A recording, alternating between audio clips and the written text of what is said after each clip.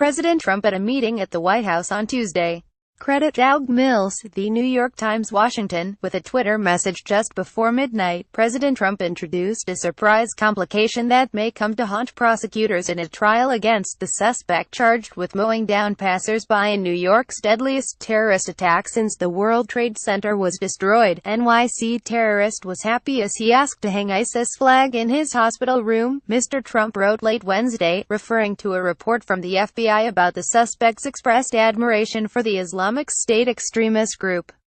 He killed 8 people, badly injured 12. Should get death penalty. Presidents are typically advised never to publicly weigh in on pending criminal cases.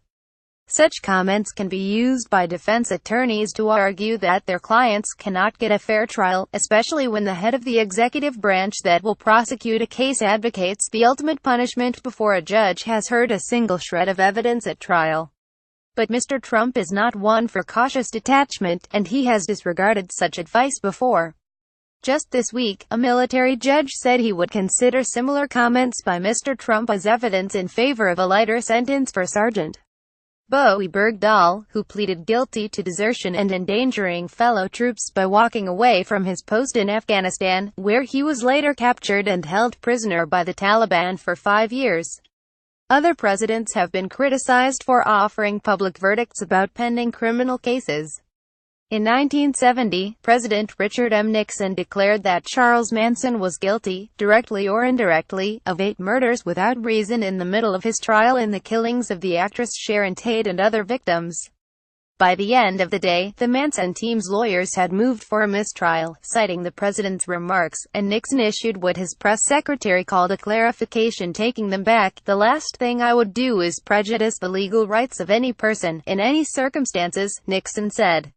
The defendant later held up in court a newspaper with the headline "Manson Guilty," Nixon declares. But the judge allowed the trial to proceed, ultimately ending with a conviction. In 2005, President George W. Bush expressed his confidence that Representative Tom DeLay of Texas, the former Republican Majority Leader, would be acquitted, weeks before his trial on money laundering charges was to open. "I hope that he will, 'cause I like him, and plus, when he's over there, we get our votes through the House," Mr. Bush told a television interviewer. His successor, President Barack Obama, forecast an execution for Khalid Sheikh Mohammed, the self-described mastermind of the attacks on September 11, 2001. Defending a decision to try Mr. Mohammed in civilian court rather than a military tribunal, Mr. Obama said critics would not find it offensive at all when he's convicted and when the death penalty is applied to him. The impact of such comments is more pronounced in military justice cases since the president is commander-in-chief of the judges and juries that determine guilt or innocence and hand down sentences. Responding to a wave of UAL harassment allegations in the military, Mr. Obama declared in 2013 that troops who commit UAL assault should be prosecuted, stripped of their positions, court-martialed, fired, dishonorably discharged. In this instance, he was not commenting on a particular defendant, but attorneys nonetheless argued that it constituted unlawful command influence. Such influence refers to actions by commanders that could be seen as an attempt to sway a court-martial.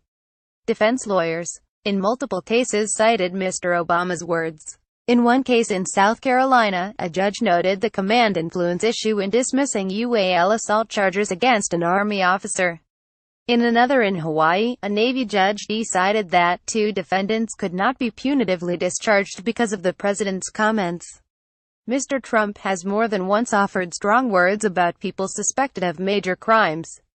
He called the man who opened fire on a concert in Las Vegas last month a very sick man and a very demented person, but since the man was killed, there will be no trial to influence. On Wednesday, he called Sayo Saipov, the immigrant from Uzbekistan charged with plowing a pickup truck into a crowded bicycle trail, killing 8. This animal, Mr.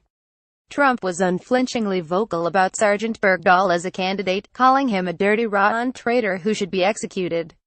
A military judge in February called the comments disturbing and disappointing, but decided since they were made when Mr. Trump was a private citizen, not the president, they did not constitute undue command influence.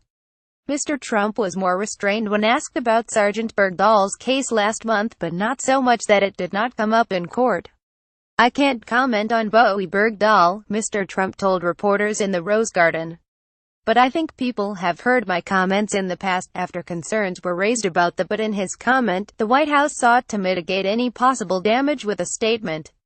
The president expects all military personnel who are involved in any way in the military justice process to exercise their independent professional judgment, consistent with applicable laws and regulations, the statement said.